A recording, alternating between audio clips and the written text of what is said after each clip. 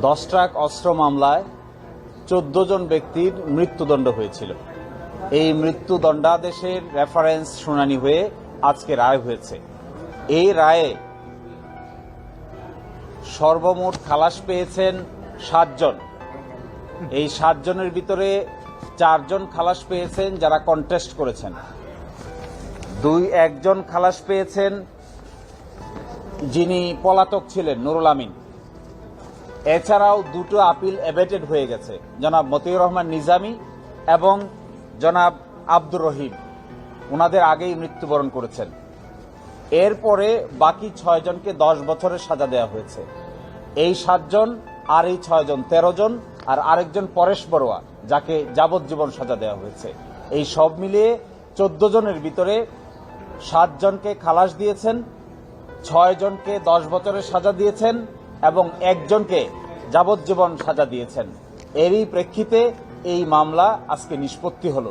এই মামলার মূল বিষয়বস্তু দাঁড়িয়েছিল যে আদালত দেখবে সঠিক ইনভেস্টিগেশন হয়েছে কিনা, প্রপার ব্যক্তির বিরুদ্ধে প্রপার চার্জ এবং সাক্ষ্য প্রমাণ হাজির করা হয়েছে কিনা।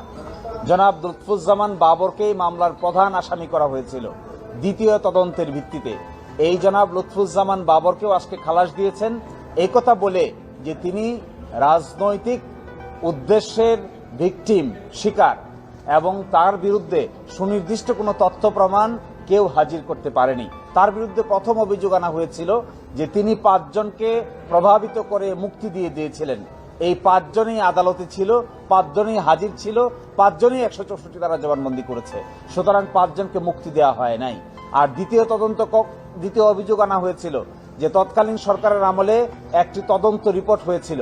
ওই তদন্ত রিপোর্ট নাকি লুৎফুজ্জামান বাবর সাহেব প্রভাবিত করেছিলেন। এই তদন্ত রিপোর্টের প্রধান যিনি ছিলেন, তখনকার যিনি স্বরাষ্ট্র সচিব, তিনি আদালতে এসে সাক্ষী দিয়েছেন।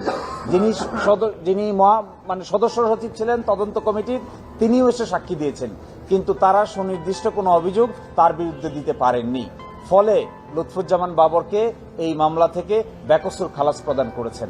এছাড়াও অন্যান্য আসামি, বিশেষ করে মতিউর রহমান নিজামীর পক্ষে আমরা ছিলাম, ওনাকে মামলাটা এবেট হয়ে গেছে যেহেতু তিনি আগেই মৃত্যুবরণ করেছেন, কিন্তু যে ফাইন ছিল এই ফাইনটিও তিনি অন মেরিট খালাস করে দিয়েছেন। ফলে এই মামলায় আর কোনো একুইটাল পেয়েছেন। বাকিদের সংশ্লিষ্ট আইনজীবী আছে, সংশ্লিষ্ট আইনজীবীরা আপনাদের সামনে কথা বলেন। আচ্ছা, এই খালাস পাওয়ার পিছনে ল্যাক এভিডেন্সের কথা বলা হয়েছে, এটা কি একজন বলছেন যে এভিডেন্সের অভাবের কারণে ওনারা মূলত এই মামলায় এভিডেন্স কম ছিল? এভিডেন্স কম না, এভিডেন্স নাই।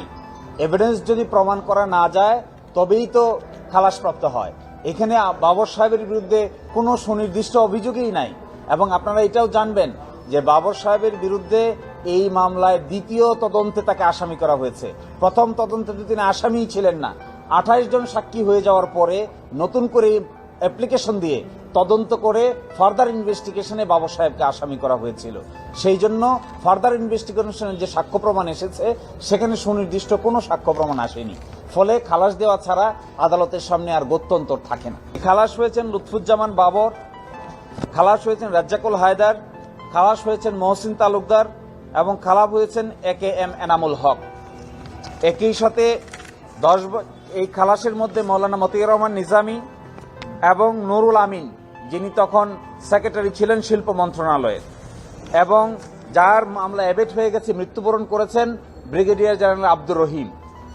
আর যাদেরকে 10 বছরের সাজা দেওয়া হয়েছে তারা হলেন আকবর, লিয়াকত, শাহাবুদ্দিন, হাফিজ, মঈনুদ্দিন, হাজি আব্দুস সোবান। তাদেরকে 10 বছরের সাজা দেওয়া হয়েছে এবং যাবজ্জীবন সাজা দেওয়া হয়েছে পরেশ বড়ুয়াকে। সম্ভবত পরেশ বড়ুয়া আগেই বন্দি বিনিময়ের চুক্তির অংশ হিসেবে বাংলাদেশ থেকে তাকে ভারতে নিয়ে যাওয়া হয়েছে। আর যাদের 10 বছর হয়ে গেছে তাদের কি হবে? আর যাদের 10 বছরের সাজা হয়ে